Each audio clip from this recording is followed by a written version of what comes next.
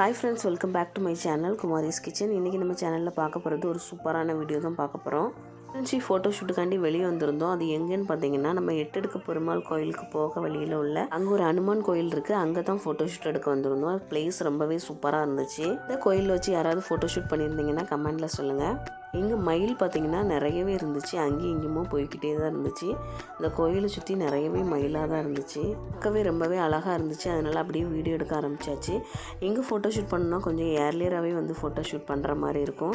அதுக்கப்புறம் வந்தீங்கன்னு பார்த்தீங்கன்னா கோயிலில் ஆட்கள் வர ஆரம்பிச்சிருவாங்க. அதுக்கப்புறம் பார்த்திங்கன்னா நாங்களும் இங்கே தான் ஃபோட்டோ ஷூட் பண்ணோம்.